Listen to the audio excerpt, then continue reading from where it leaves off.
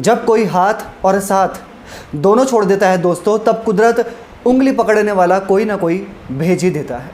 इसी का नाम जिंदगी है। मुस्कुराते रहिए। नमस्कार दोस्तों, मैं ज्योतिष आचार्य सचिन कुकरेती आपका अपने चैनल नीलकंठ ज्योतिष में हार्दिक अभिनंदन करता हूँ। आज का ज्योतिष का कार्यक्रम कर्क राशि के लिए बेहद खास है। सिर्फ खास नहीं है, एक महत्वपूर्ण जानकारी आपके समक्ष आज मैं लेकर आया हूँ। जैसा आपने स्वयं देख लिया होगा थंबनेल में, कर्क राशि की शनि की ढैया ख़त्म होने जा रही है 12 जुलाई में। हाँ, और बहुत महत्वपूर्ण विषय है आज का कि शनि की ढैया जो ख़त्म होने जा रही है 12 जुलाई से लेकर 17 जनवरी 2023 तक। अब जब शनिदेव की ढैया ख़त्म हो जाएगी तो आपको क्या फल मिलेंगे, क्या परिणाम आपके जीवन में आएंगे, यही हमारा आज का विषय है। और बारीकी से इस विषय पर आज हम चर्चा करेंगे कि शनिदेव अब क्या आपको सताएंगे या नहीं, क्या नेगेटिव क्या पॉजिटिव है शनिदेव की ढैया। पहले मैं आपको थोड़ा समझा देता हूँ, ध्यान से सुनिएगा दोस्तों। जब शनिदेव की ढैया लगती है ना, और अगर आपकी जन्म कुंडली में शनिदेव की स्थिति सही नहीं होती, यानी कि शनिदेव नीच के होते हैं, पाप प्रभाव में होते हैं, कमज़ोर होते हैं, या फिर शत्रु के घर में होते हैं, तो शनि की ढैया और शनि की साढ़े साती विशेष आपको परेशान करती ही करती है। तो जिन व्यक्तियों के जीवन में काफ़ी परेशानी आ रही थी, उनके करियर में, उनके जीवन में, उनके पर्सनल लाइफ में, उनके वैवाहिक जीवन में, उनके लव रिलेशन में, तो आज विशेष चर्चा हम करने जा रहे हैं कि क्या बदलाव अब आने वाले हैं ढैया ख़त्म होने के बाद 12 जुलाई से। चलिए करते हैं शुरुआत, ज़्यादा आपका टाइम वेस्ट ना हो और आप वीडियो को स्किप ना करें। दोस्तों 12 जुलाई को शनिदेव कुंभ राशि से निकलकर मकर राशि में वक्री होके आ जाएंगे और आपकी चंद्र राशि से, आपकी जन्म की राशि से, कर्क राशि से शनिदेव आपके 7th हाउस सप्तम भाव में ट्रांजिट करेंगे, गोचर करेंगे। और सप्तम भाव में जब शनिदेव गोचर करेंगे ना, मकर राशि में वक्री होके, इसका क्या प्रभाव पड़ेगा आपके जीवन में। सबसे पहले तो 7th हाउस होता है विवाह का, पार्टनरशिप का, सूक्ष्म कर्म का माना जाता है 7th हाउस, डेली इनकम का माना जाता है 7th हाउस।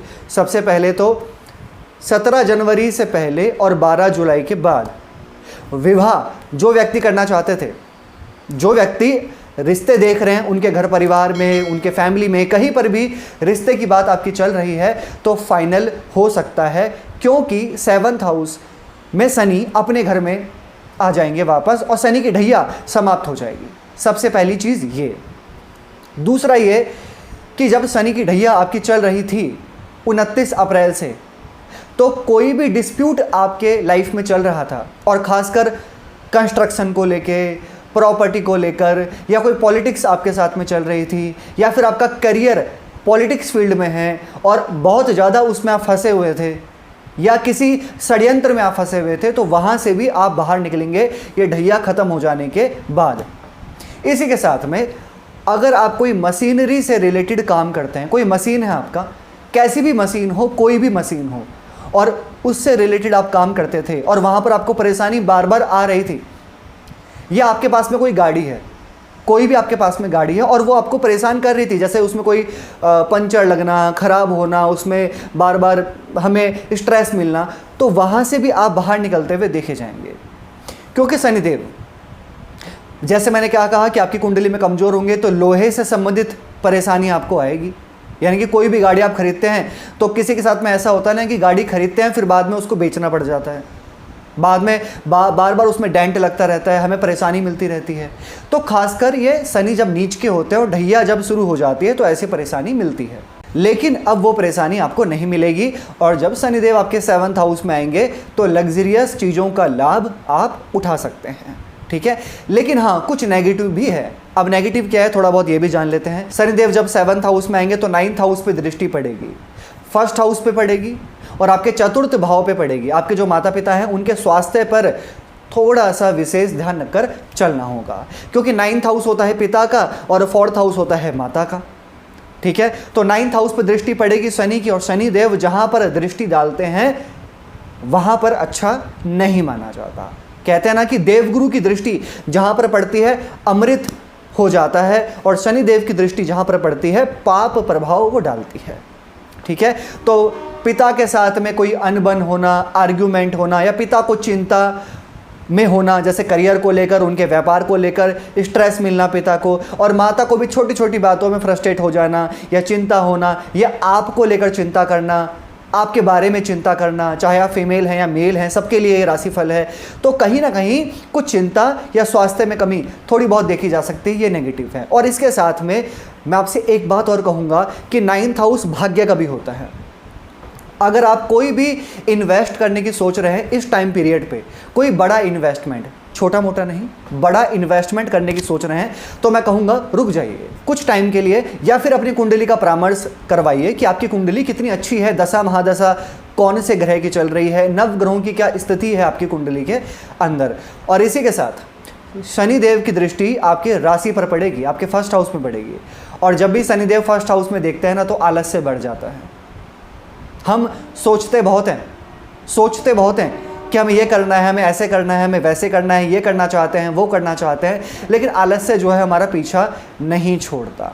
क्योंकि शनिदेव को आपने पहले भी सुना होगा, सन है, यानी कि कोई भी काम करना है ना, धीरे धीरे करना है, आलस्य में करना है। ये सोचना है कि मैं कल करूँगा, परसों करूँगा, और ऑनलाइन चीज़ों में, लव रिलेशन में या सोशल साइट्स पे, इन चीज़ों पे आपका ज़्यादा जो मन है वो जा सकता है। ठीक है, हाँ, पॉजिटिव ये है कि अगर आप कोई डेली इनकम का काम करते हैं, कोई भी आपका वर्क है, कैसा भी आपका काम है, लेकिन डेली इनकम का है, तो वो कार्य अब आपका अच्छे से चलने लगेगा।